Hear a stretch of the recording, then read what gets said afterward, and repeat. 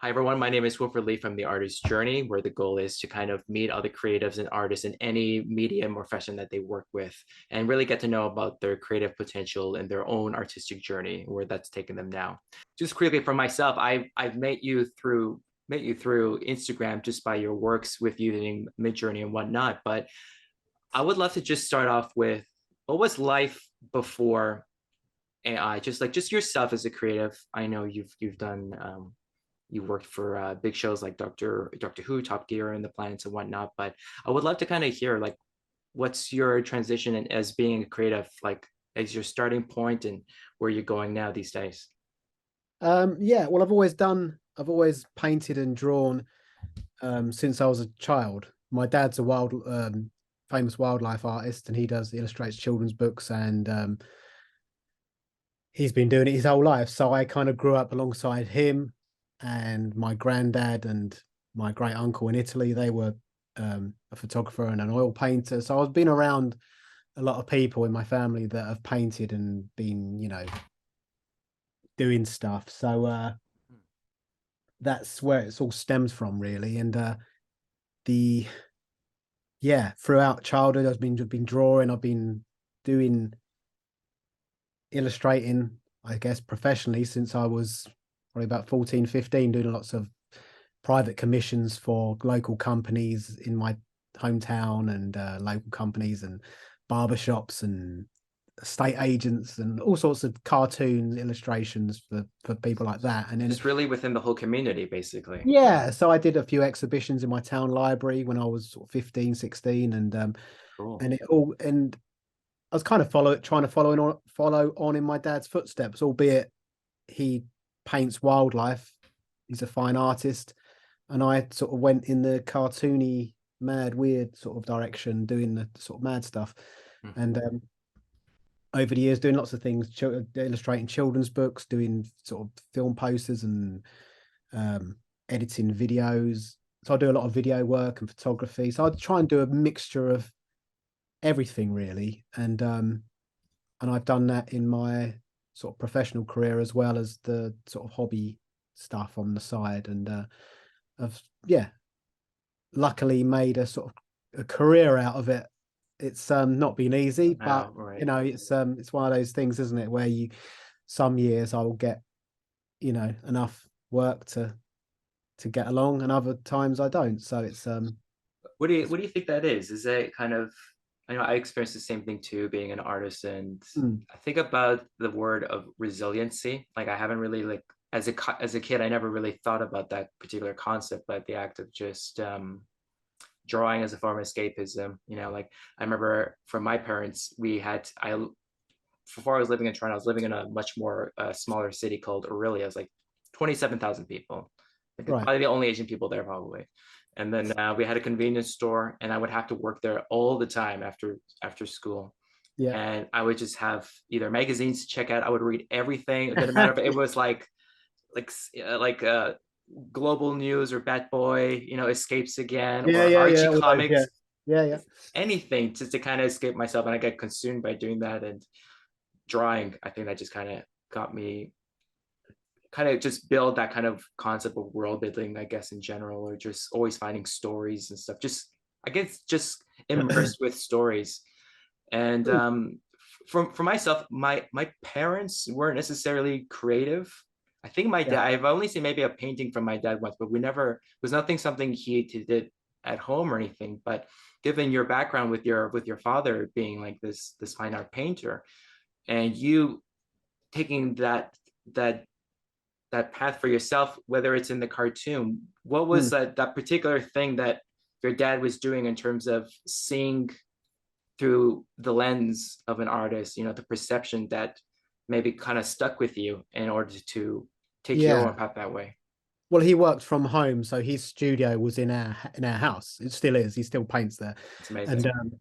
so and he worked from home. So growing up, my mum was a my mum's a mobile hairdresser, so she'd be out all the time cutting people's hair, and I'd be home, and my dad would be in his room painting and airbrushing and goodness knows what else. But so when I was at home and he was working, I'd sit in his study or his office or studio, whatever you want to call it, and he'd be, you know, painting, and I'd be sitting there at the desk, little desk next to him, and drawing all my sort of weird, mad stuff. And yeah, and you know, over the years, he'd teach me how to hold a brush properly, teach me how to use the airbrush, and teach me how to mask, and all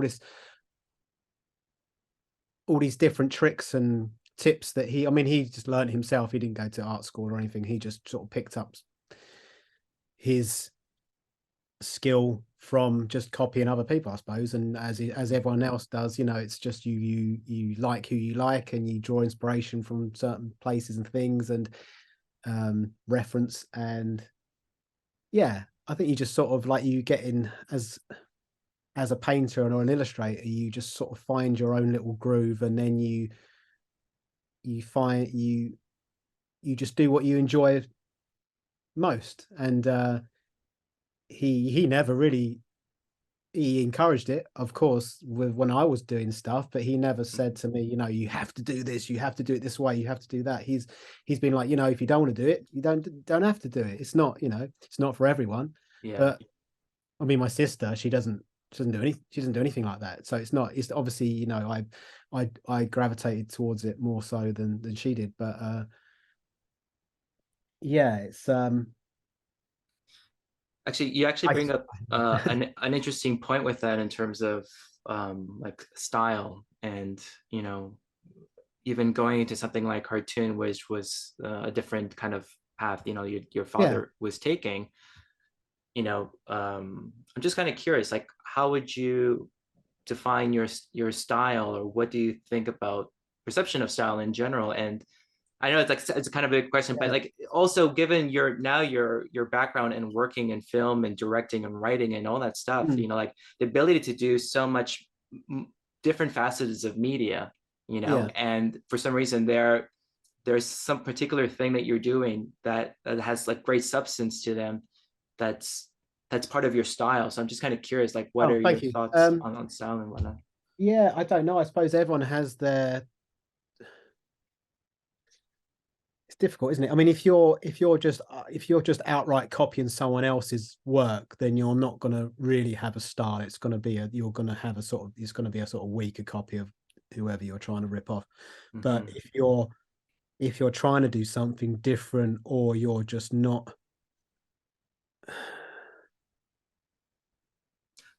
I don't know, it's difficult. Uh I'm curious. I'm just adding because I'm talking out loud. I'm just. yeah, no, it's I mean, everyone's going to have their own, everyone's going to have their own style, I guess, unless you're just doing, unless you're doing something in a particular style. Like if I was to start drawing manga characters, they're going to look like manga characters. They're not going to look like anything that I would come up with. They're just going to look like, you know, versions of someone else's stuff. Like if I was to draw Batman, it would just like a weird Batman. It wouldn't, and it's not. Do you I mean, think? it's hard. I don't Do know. you There's, yeah, go just on. to not to interrupt you there, but just to add to the question, maybe to help, like, do you think it's possible maybe to escape your style? Is this something that you Yeah, know? I mean, as an artist, you are kind of, you have to. If you're a jobbing artist, someone will come to you and say, "Oh yeah, can you do a, you know, I don't know, portrait of a picture of my cat?" You know, you do it in a certain style that you know that they'll like or they've asked for, because that's, Mm-hmm, you're getting paid to do something. Like I've been mm-hmm, doing something for, if I was asked to do a bunch of cartoons for a TV show or something, and they wanted to me to do them really cute or really sort of Disney-ish, then I'd go, you know, towards that. But if they said, "Oh, you know, do it how you would do it," then yeah, they'd be a bit sort of weird and wacky. But I a bit mean, more, yeah, personal flair to yeah, that. but yeah, you have to sort of depending on the client, I guess you're always kind of be doing something geared towards what they want, unless they Mm-hmm. come to you particularly for your, you know, you're not, you know, your own style. Like if you went to, I don't know, I don't know, Alex Ross or something, you know, one of those, the guys that, you know, Versus, yeah. Superman stuff. You're going to go to him because you want something that looks like he did it. You don't going to say to him, "Oh yeah, can you draw me My Little Pony?" Because he's not going to do Mm-hmm. that. It's But imagine how priceless that would be if you did, right? yeah, And Alex, so I mean, well, maybe now with the advent of AI, that's a potential yeah. thing, I right? think Like dream thing. when you get to it, I think if you're that famous and you're that known for your style, then people are going to come to you for that. But if you're just as like a jobbing artist who's doing um, work for ad agencies and stuff like that, then you're just going to have to bend over and do whatever you do for them. Mm-hmm. Um, but yeah, I think you find your style in your personal work, don't you? Really, it's Well, I that's mean, what you find it. I do find it fascinating because, well, obviously, for example, with AI generated work, with Midjourney and whatnot, Oh yeah. there is potential to see oversaturation of images, obviously, and almost like an oversaturation of the same type of content that people are going through, like idealism of certain subject matters or whatever. But what I love about your work in terms of that's distinct is like this transition into just storytelling, just like Yeah. crafting something, a solidified piece with cohesiveness. That's like another level of cohesiveness that Mhm. people don't really talk about, I guess. They're always thinking about the best hands or whatever the faces and Yeah. whatnot. But that's the superficial part of it. But that's Mhm. what I really love about yours, because even looking at your background and all the amazing things that you have behind you, I could I get a more sense of like the nuances that you put into the crafting of your imagery and like the overall styles and stuff like that. And I'm just curious, we just heard about like what it's been like for you just as an artist, just to kind of grow and live that life. And what's that been like now? And using AI as a form of storytelling or crafting, art or any visual medium like that. Yeah. What I kind of want to do now, really, and is with that stuff is I'm kind of getting slightly a bit not sick of it, but I've kind of scraping a barrel a bit now of like, oh, what should I do next? Oh, should I do this, that, and yeah. It's kind of I've sort of done everything I've sort of wanted to do, but Mm, you to do something with the images like after you've created them, rather than just say, oh, look, here's a picture of a whatever, and that's it. To put them into a story or to chop them up in Photoshop and turn them into like a sort of spoof or a comic strip or whatever it is. mm, I think that's when you start putting your own spin on leaving your own mark on it a bit more, because I've been doing stuff lately and then going online and seeing that there's lots of other people doing stuff that's very similar. It's like, oh shit, that's why am I doing this now? It's become so easy now to use that it's like there's no the fun is sort of creeping down a bit, because when it first started mm, I started doing it in February, March, and it was really difficult to create something that looked, half decent. You'd get all these little mangled faces and stuff, and you'd even type in, like cute little puppy sitting under a rainbow or whatever, and it'd be this thing with horns and shit, and you're like, nightmare feel. Yeah. yeah, it's like that's not what I said, but you you kind of but it was more fun because you'd have to do like hundreds of these things, and then you'd get one that'd be like, oh, okay, that looks interesting and sort of weird and good and stuff. Mhm. But now you can literally just like close your eyes and just dang dang dang dang dang on the keyboard, and you'll get something that looks like, oh wow, that's sort of like some fantasy artwork, sort of landscapey thing. It's just like that kind of looks all right, but Mhm. at the same time, it, that's the fun of it is gone, because you haven't spent forever trying to reach that point. So you're I think now it's like, well, what direction do you send it in? I think you've got to really do something with the results that you're getting. I mean, like you said, it's like you're seeing an abundance of this stuff because everyone can do it, and everyone can type in, a stormtrooper fucking holding a bunch of flowers or whatever it But by is Wes Anderson, yeah. by Wes Anderson. Yeah, exactly. And it's I don't know. That to me is just I don't know. I suppose it's the same with, maybe it's just a fad at the moment, and because everyone can use it, they are using it. It's like any other sort of meme or internet thing that happens, like the ice bucket challenge thing that everyone's doing it. All of a sudden, everyone, everyone in the world can do it because everyone can tip a bucket of ice over their head. It's like how Hmm. you can do it in like 5 minutes. It's the same with the AI stuff. You can just type in, Batman sitting on a toilet or whatever, and that's you've got it.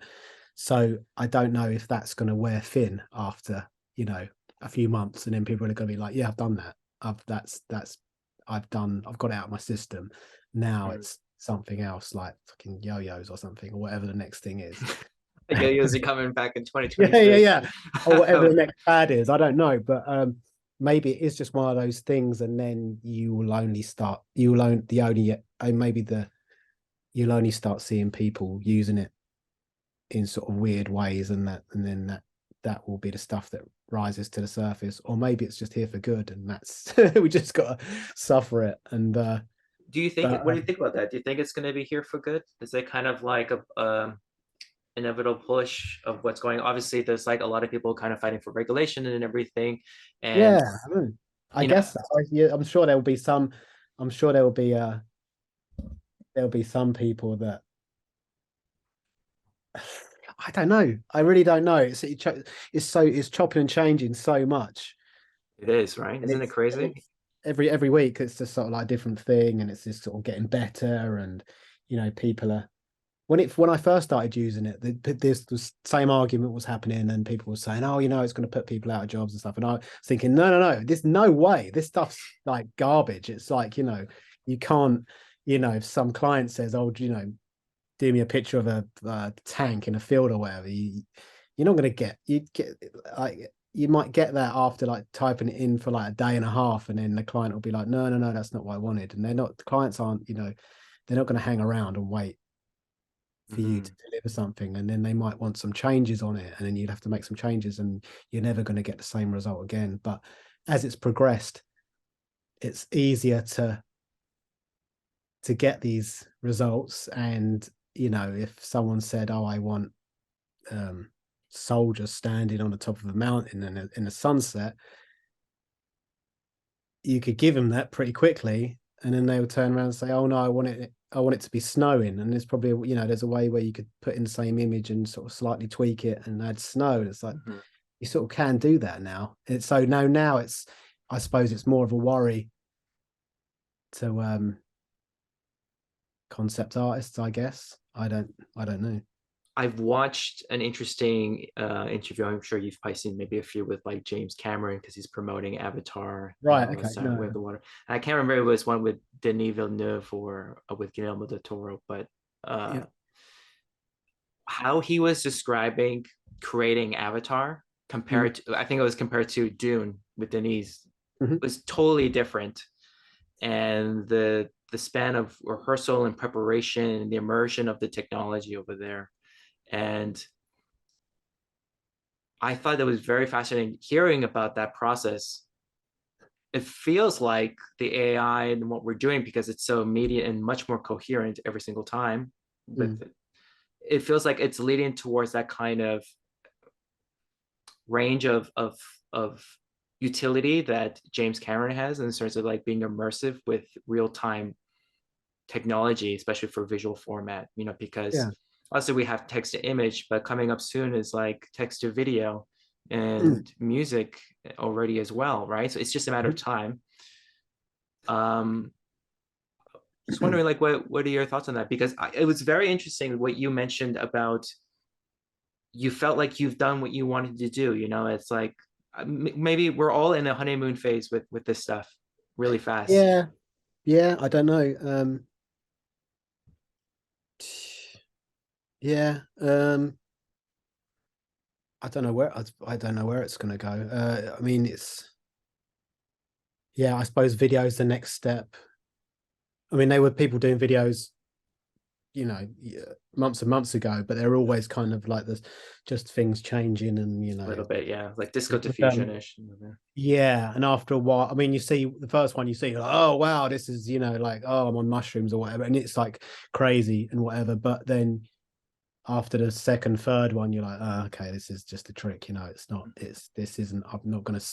There's definitely not. I'm not gonna sit for a feature length version of this. No way. I'm gonna sit for about 10 seconds. And Like a montage of from yeah, art film but from I suppose it will get to that stage in, in years to come where you can type in, um, gangster heist movie with, Al Pacino aged 26 and Marlon Brando, and you could type in all these actors and people, and it will spit out a film. But maybe by then these big, big corporations will just clamp down on it and say, no, you can't do it. Because I know, yeah, at the moment you can type in, you can type in pretty much anything, and you'll get a version of something. As long as it's popular, you can type in Mickey Mouse and you'll get something that looks like, anyone that could recognize it as Mickey Mouse. But I'm sure there'll come a point where Disney and co will step in and say, no, nah, you can't have anything to do with that. But maybe, I don't know, maybe that's too late for that. I don't know. It's weird. Because I was sort of not following, but seeing all these arguments against about from artists saying, this stuff's ripping off other artists' work. And I typed in a few artists. Well, I typed in my dad's stuff actually, because I typed in, Watercolor Rabbit by Morris Pledger, my dad, and I got a bunch of results, and it just didn't look like his stuff. It looked like a generic sort of watercolor illustration of a rabbit. It didn't look like his stuff at all. And there's no shortage of his stuff online. So it was like, well, where's this stuff coming from? So it's not, unless you're someone with a really distinct style that you can tell straight away, like I don't know, like HR Geiger, where you can sort of you know that look, the sort of alien heads and all the sort of tubes and stuff. Like if you typed in whatever by HR Geiger, then you're going to get something that looks like him, and you'll see that it's you can see straight away that that's an AI picture of in the style of him.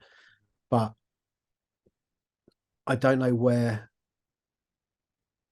unless you've got such a distinct, like universally known style and you're world famous, I don't know how you're gonna say that this stuff has been drawn from my art, because it's this machine's just pulling from all over the place, and you're not, it's just a big mishmash of stuff that there's not, you can't, I don't know, it's,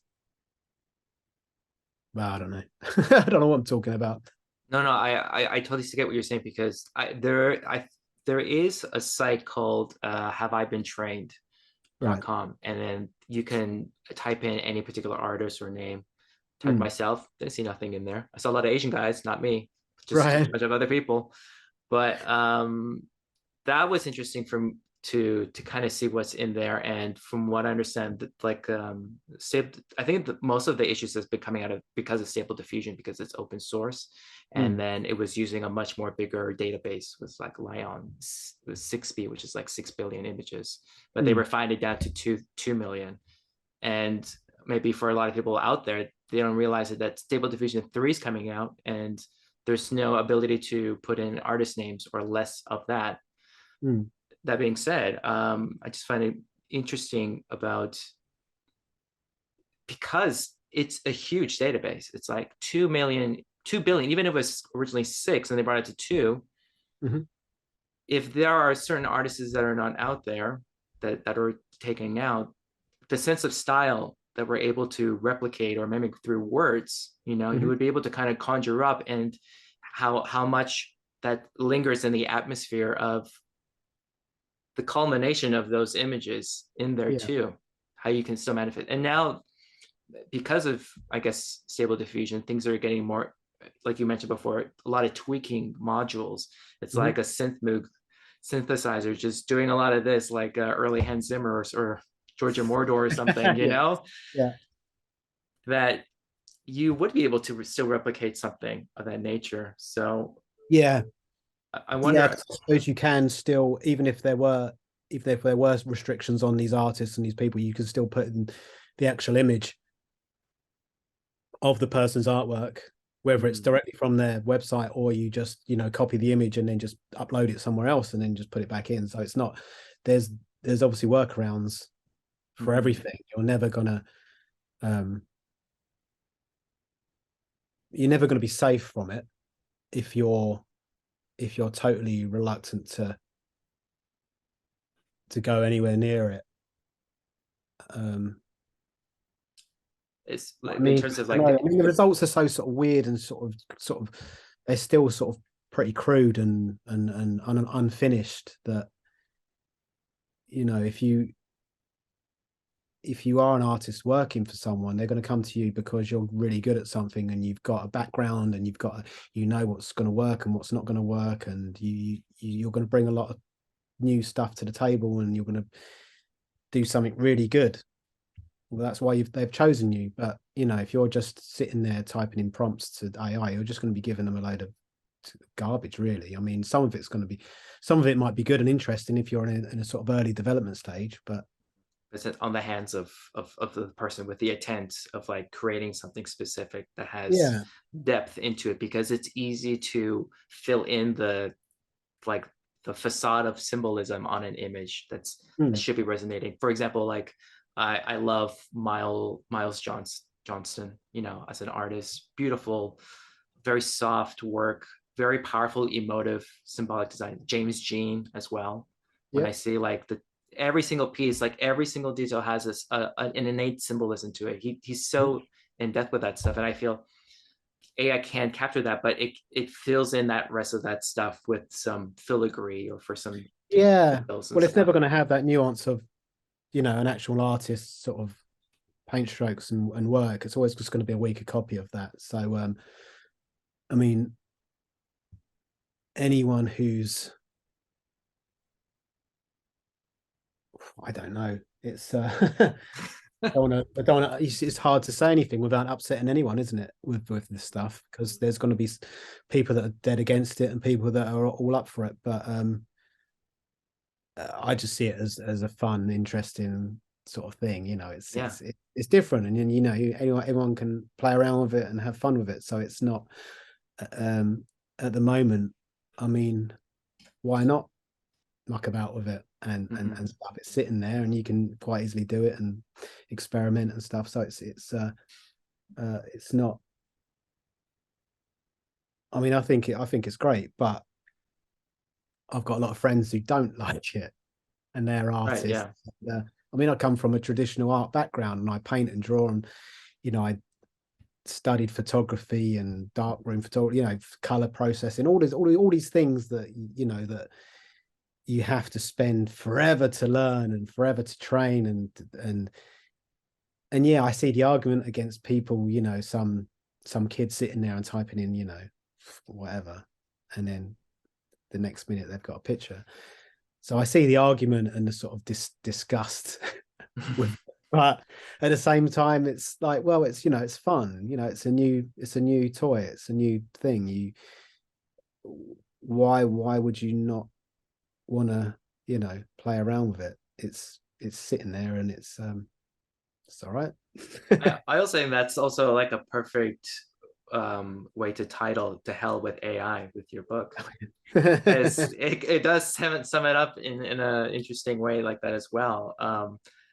By the way, like I would love to just hear that whole process. And was that like a gradual process going up to creating that book, or is it just kind of like an No, it afterthought was as you're culminating these things? And like just in terms of like how you approach each subject, because I just love each one that you do. It has its own entity, it has its own kind of product or space within the subject matter, whether it's like an old school like catalog of like creepy yeah. kids things, or Yeah. honestly, that's when you said you, if you're just having for fun, that's what I see in the work that you do, and that's why I think it's great, so Yeah, I'm not trying to be clever or, I'm just an idiot.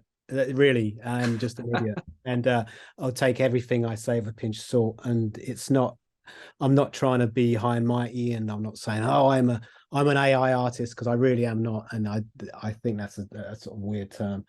But I've been doing all this stuff for my whole life, and I've always been making silly stories, and I've been making uh spoof magazine covers. I've always done that, from using my old Amiga and using my dad's typewriter, and cutting photos out of newspapers and gluing them, and making collages and all that kind of crap.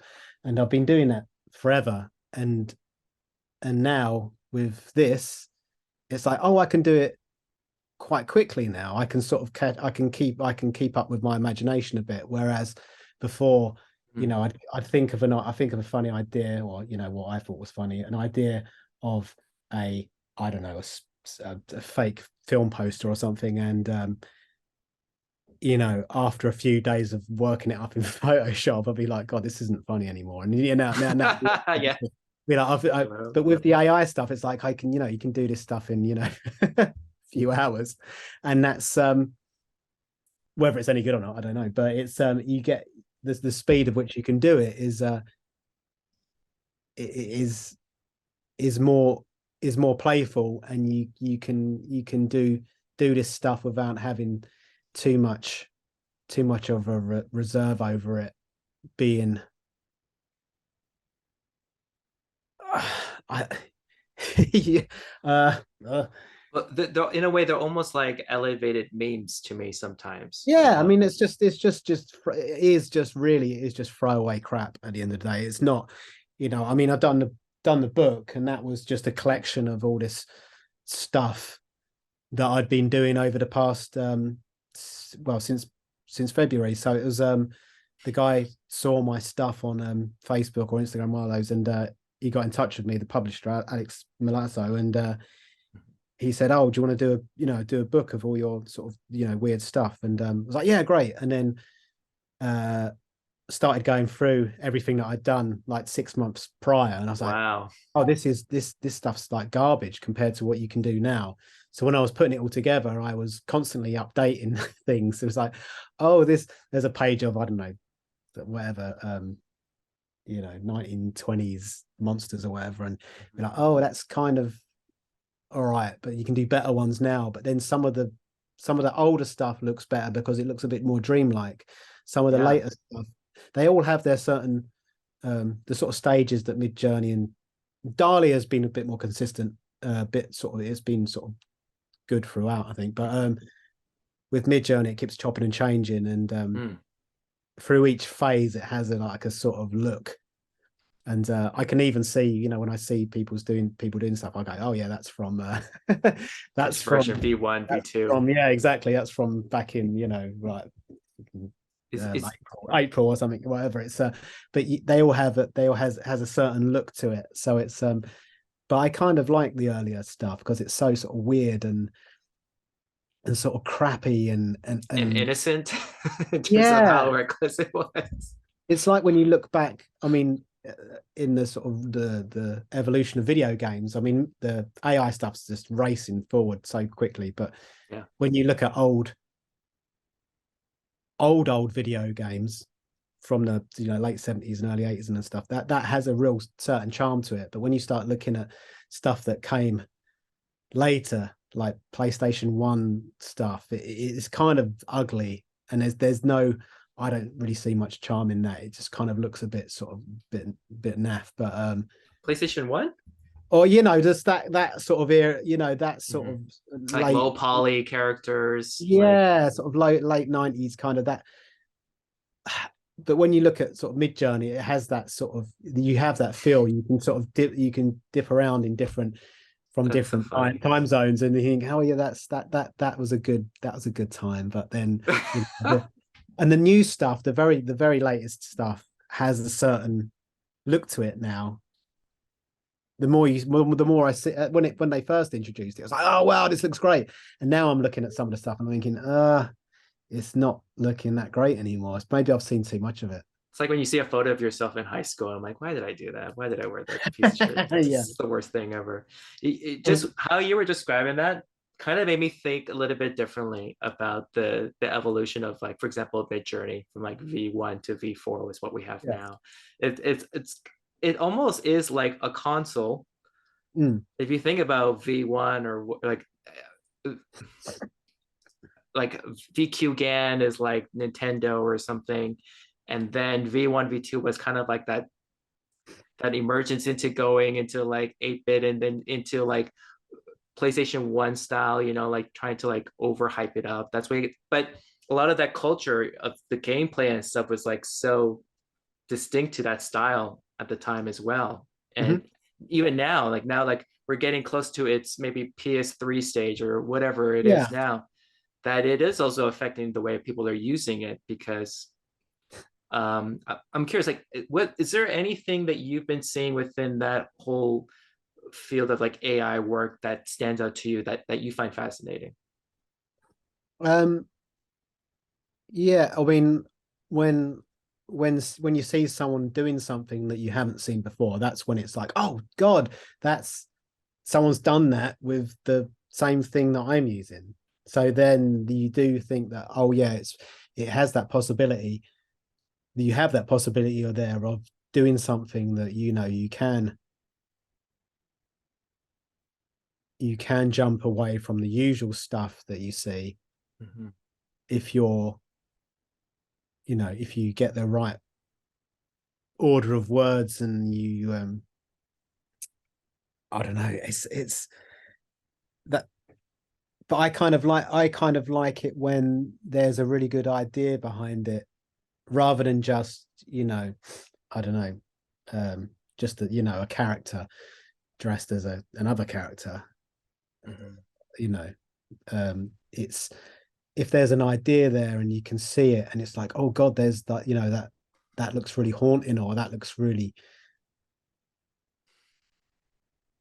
Just uh going to that rabbit hole in a way. yeah, it's sort of like the sort of really mad, weird, interesting stuff I find more fascinating than just because I know what Midjourney can do, so I'm not impressed with what it can do. I've seen it. It's if someone wants to show me a big science fiction cityscape of like a Blade Runner type, metropolis or whatever, I've seen all that a million times before, done better by the actual artists. So that's not impressive to me anymore because I know what it's capable of. But Mm-hmm. if someone does a picture of that has a bit of a story to it, and it has and they try and they put it in a comic, in like a comic form or a story, or they've done something with it, it's like, oh okay, then that's you've it's there's a bit more substance to it, rather than just saying, hey look, this is another Mid-Journey picture. It's like, yeah, I've seen it all before. It's not that's not to me, that's not sort of fascination is sort of long gone now. But then again, there's lots of people that are new to it, so it's that's all going to be sort of new and exciting to them. So fair enough. I'm not gonna I'm not gonna slag off anyone's work, because that's I was doing that at the beginning of the year, and that I was doing all that, and I was going, oh look, look what I've done, and it's just garbage. And it's um but as you go along, if the more and more I do it, I'm thinking, oh, I've got to try and break away from just doing a bunch of stuff. It has to live within something else. You have to do something with this imagery, otherwise it's your kind of part of me feels like a bit of a hack, really. um Unless you're, I don't know. I mean, I agree with you because your stuff again is like very multifaceted, and I could just see your sense of like design work and product, and the sense of like replicating a particular product, which is like the Yuck series, Yeah. or I really love the tender creepiness of like the old people or old women with like the monsters with them, and the kind of Oh like yeah. Yeah. varied but still within that genre of like that feeling where the type of artwork it disturbs the comfortable but comforts the disturbed at the same time, kind of a feeling. Yeah. Which is a balance that I like to do for myself as well, you know, to kind of play with those things, because what you're describing, it almost feels like with everything going on and everyone is saying there's an oversaturation of like I've seen those sci-fi backgrounds, I've seen like, I don't know, the same character within all the different skins and off skins and stuff. But maybe because there's so much more constant onboarding of people, we're just seeing like the oversaturation of that threshold that people are trying to get through when they're first using it. They're just testing out. And I'm sure you're like over 10,000 images, if not more, of like experimenting with Midjourney, right? Like that's Yeah, crazy. and the rest. I think it's 110,000. That's crazy. Think about that. Whoever's listening right now, 100,000 images of just exploration Yeah, that's the within thing. this medium. I mean, yeah, last time I checked, it was 100. I think it was 106. So it's bound to be more than that now. That was a while ago. So it's but the way I've done it is the way I do it is that I do loads and loads and loads of images, and then maybe like 6 or 7 of them are any good, or 6 or 7 of them are, I think, are sort of funny enough or different enough to just to stick online or whatever. But Mhm. it's because I've got a whole ton of stuff that's probably really good to a lot of people, but to me it's not. I've seen it so many times, you know, all these, I've got all these pictures of these, you know, skeletons in knights and armor and all this kind of stuff, and it all looks, you know, it all looks great, but at the same time it's like, nah, it's it looks good, but I didn't do it. Mhm. I just typed in a bunch of stuff, and I just feel like it's, unless I've put my own sort of spin on it and I've turned it into a little story or a thing or something else other than just the imagery, I feel like it's like, I just think, ah, shit, you know, I might as well just, you know, go back to drawing and painting and stuff, because that's, at least I can, you know, say, oh, I did this, rather than just have a bunch of shiny crap that I Shiny crap, didn't right? make Still at crap. all. So, in terms of, you know, you have specific things, like you have a very, it's a lot of curation for sure. And like you said before, I can imagine like when I first started, when if I were to post it online, I would post like 12 or 15 of the iterations. I'm like, oh my God, these are all amazing. And I'm really like, you can't do that. You can only show one out of 100 if you're lucky. You only need one, right? And then that has to represent the whole process of what you're going through and stuff. And like you said before, when you really like adding the storytelling aspect, and that's what I love about just creating in general, regardless of whatever medium you're doing, is like, what is the story innately, and how, what medium are you using it to express it out. But I'm just curious, like how does the story start to build up for you?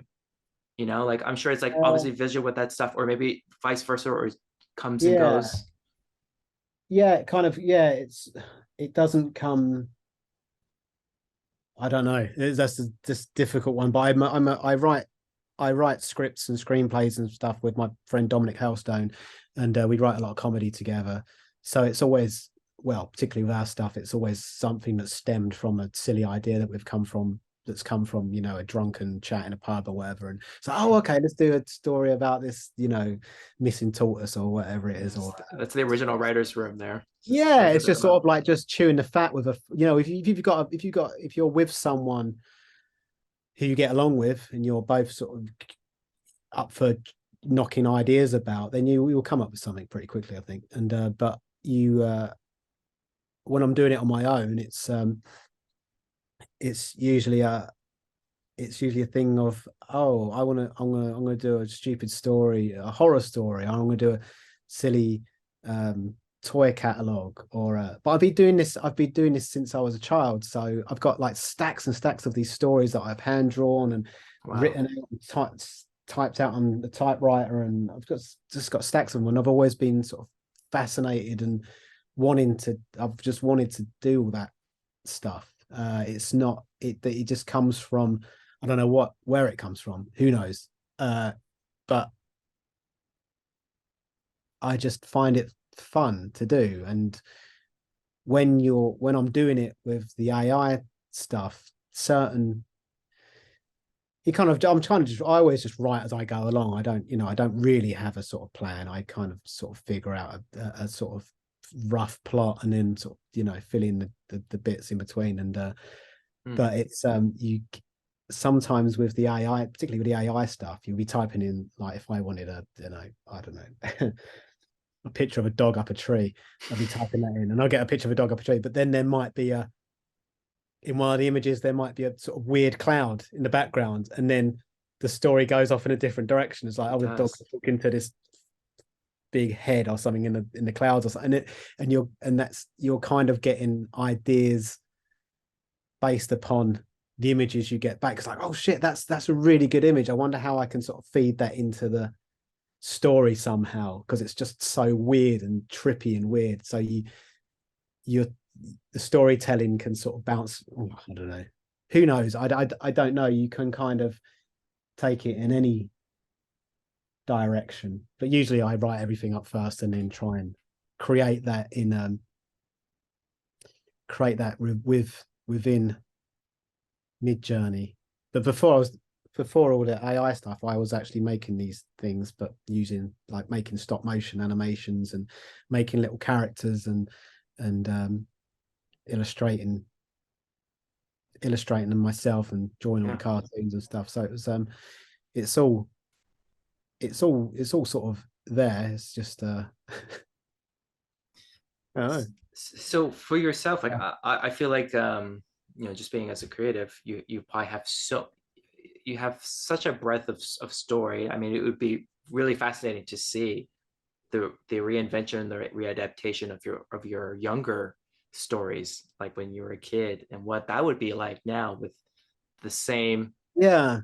overview, like what it Right. is for you, or but I'm also curious, like you mentioned, you have your friend that you write stories and scripts with and everything. I'm just curious, is what would you say is kind of like your overall goal, in general, like your own personal journey, like through artistry, that you would like to kind of show or share with um the world, kind of a thing. I don't know. I don't there's no real there's no reason or rhyme to any of this stuff. It's just I just enjoy doing it. So I'm not trying to prove myself. I'm not trying to say this is me, this is something. I mean, it's, take it or leave it. It's just a bunch of nonsense at the end of the day. It's not, I'm not really trying to impress anyone. It's not, um, I'm always trying to do the best stuff I can. And, something, I get a lot of, people that come to me and say, oh, can you do this? Can you do that? And I get jobs off the back of things. So it's nice when you meet people with the like-mindedness that you can, go off and do work with them in the same sort of spirit of Hmm. the work. So it's that's the real sort of joy I find from it, Hmm. uh, in working with people that have the same sort of sensibilities and the same sense of humor. And but overall, I'm not. I don't have any. There's really no plan. I'm, like I said earlier, I'm just an idiot, and I'm not trying to. No, I would.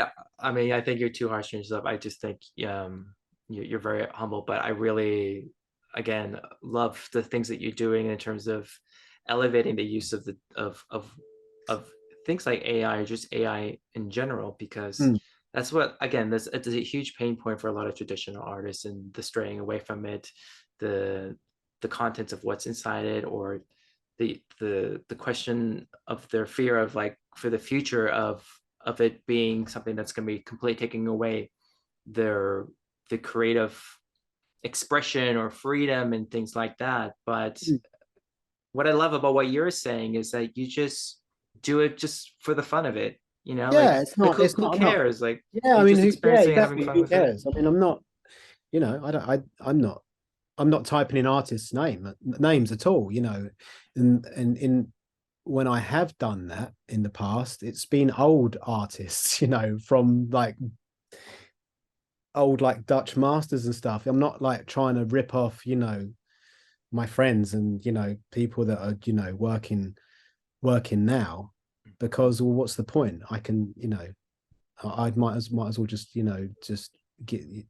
There's no point to that, because I'm not going to do something that's very similar to someone else's work and say and put my name on it and say sign it and say this is what I've done, because that's totally that's low. That's not where I'm coming from at all. I'm just trying to do funny, silly stuff, and that's the bottom line. It's not it. I guess there are a lot of people that are, laying claim to all these certain styles and these certain things, but if anyone with any sense can see through all that, and anyone who's a professional who's going to pay for that stuff's surely going to see through it. They're not going to say, oh, this is the next Rembrandt. Of course they're not. It's probably going to be some 15-year-old who's typed in, Surprise! Take off his yeah, it's mask. just like they're not. No one's going to get. Maybe maybe there will be a few people that get famous overnight from it, but I doubt it. I mean, it's not. You're not.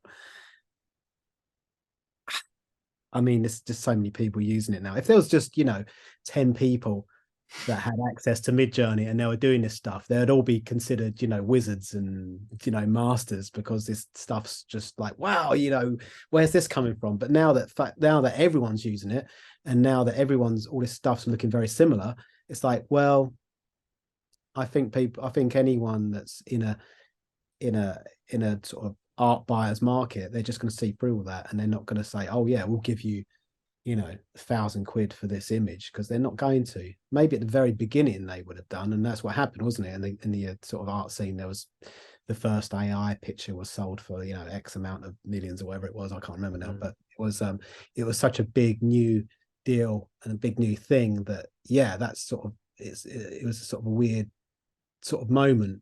But now it's just all over the place, so it's not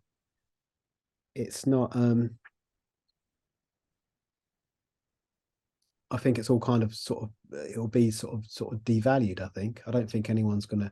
Ironically, Yeah, it's not. I don't think anyone's gonna get rich from it.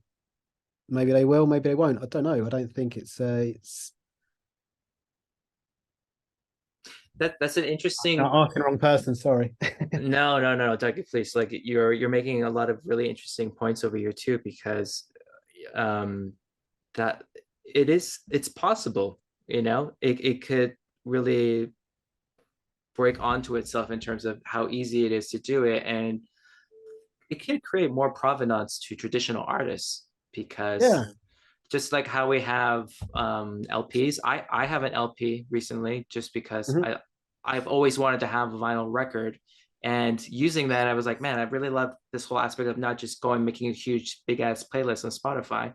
I really Mhm. like this album. I want to just play with for my kid and stuff, and just like show him, see what it's like. Yeah, I And think people will be more drawn to actually having.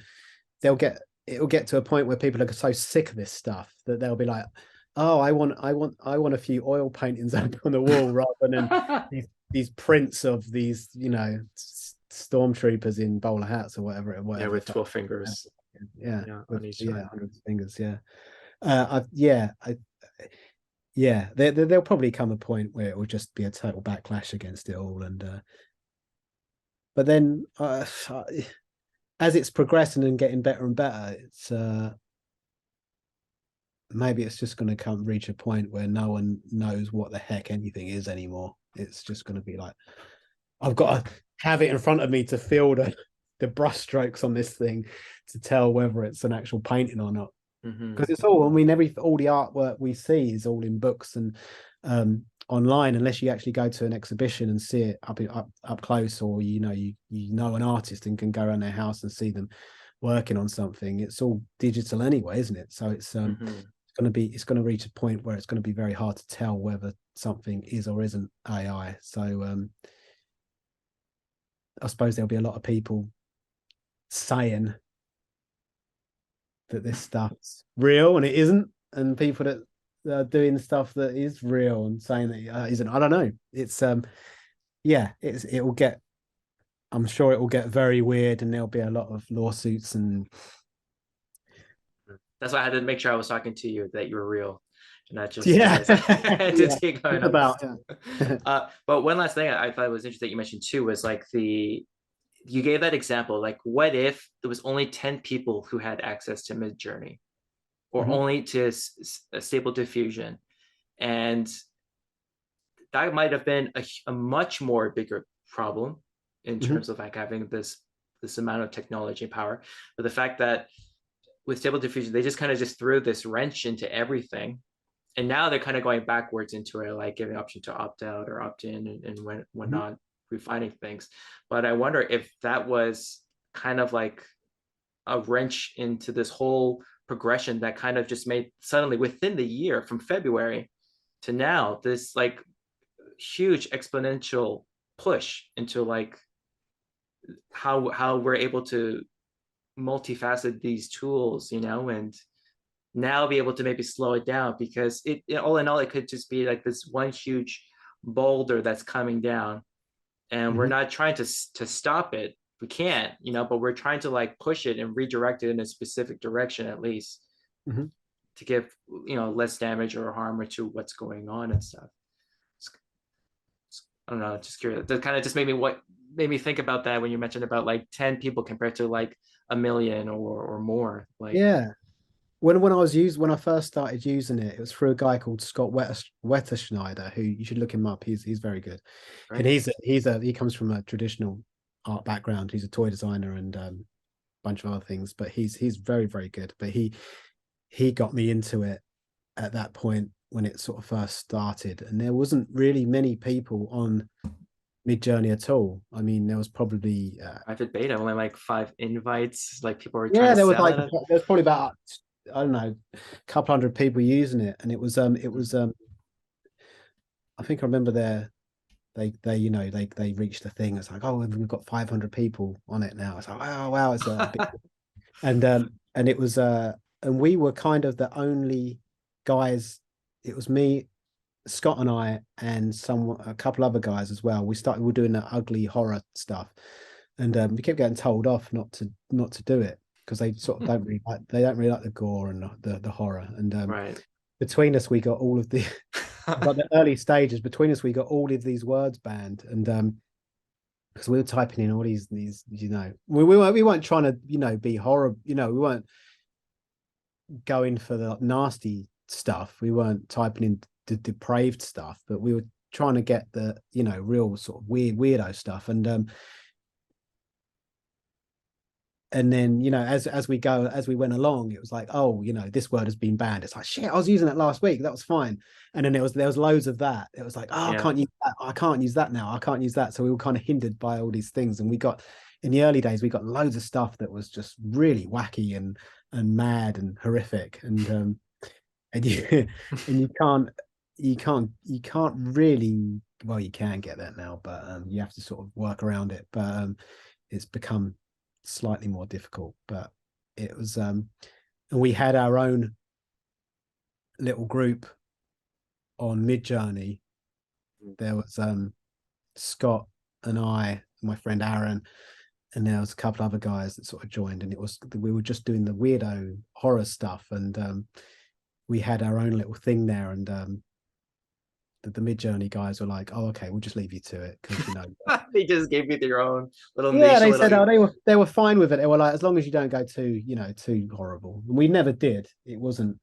You'd get, So, we'd go for like real sort of silly mad stuff, and because no one else was really doing that, and we thought, oh, and there's quite a lot of that in my book from the very early days, and mhm. I thought, well, it's I might as well put some of that stuff in because that was the very beginnings. But Hmm. it was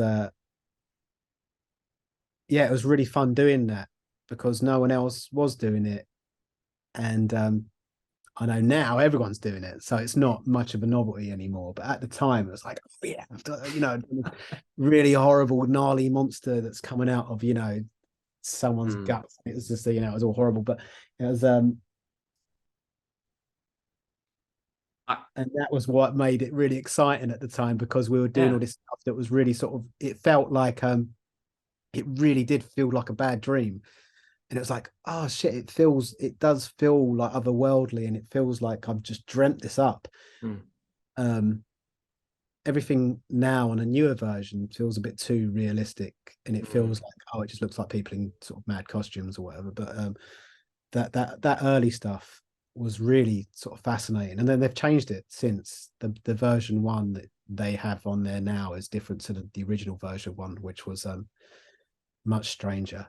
Hmm. I suppose that's just the nature of AI and how it learns and works, that it's always constantly going to be progressing and getting better and better, that what was in place originally is not there any longer, or it's, you know, deeply buried somewhere. And but yeah, some of that early stuff was brilliant. And uh, already nostalgia vibes already from all that. But Yeah, yeah, I'm saying it like it happened like 20 years ago. It really didn't. It was like the start of the year, so it doesn't feel, it feels, yeah, it doesn't, it's still pretty recent.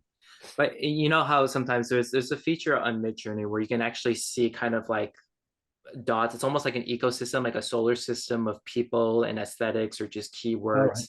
And then you can Yeah. actually kind of click on it. You can kind of see the amount of people who are doing it. But there, Okay. if you zoom out far enough, you'll see the fringes. You'll see the people on like the outer, just exploring like out there concepts within Hmm.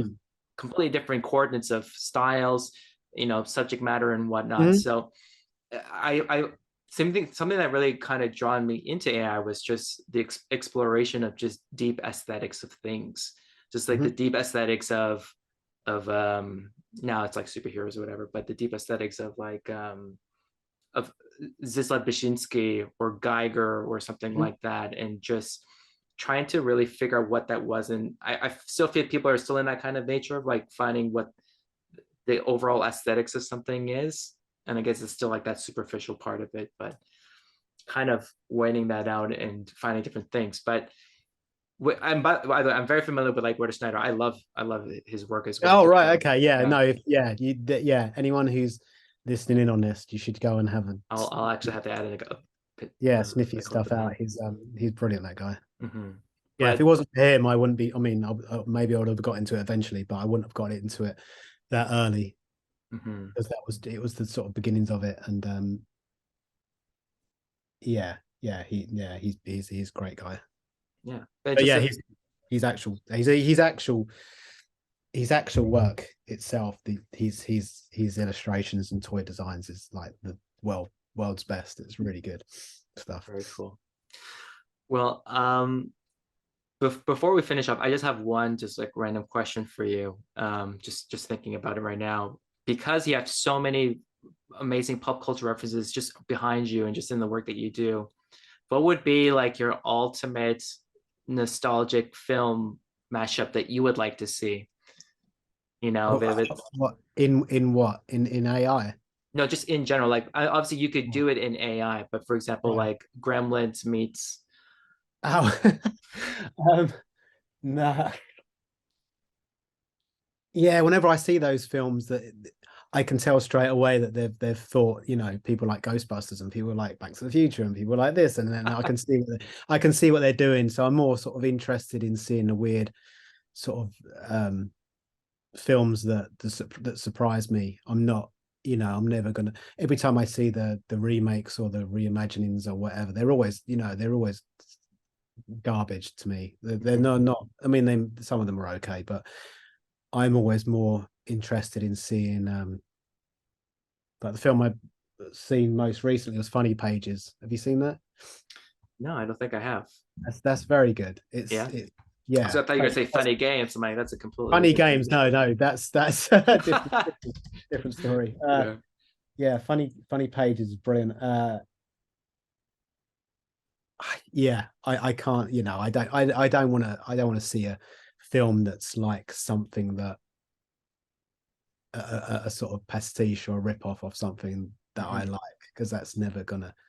I kind of like to be surprised and see something that's totally original and something that's new and funny and or weird and horrific, and something that's, yeah. I mean, it's like it's the same with all the sort of stuff that you see online, whether it's this AI stuff or artwork or uh the meme stuff. It's the stuff that does hit is the stuff that does take you by surprise, and it's good. You can't give an audience what you think they want, because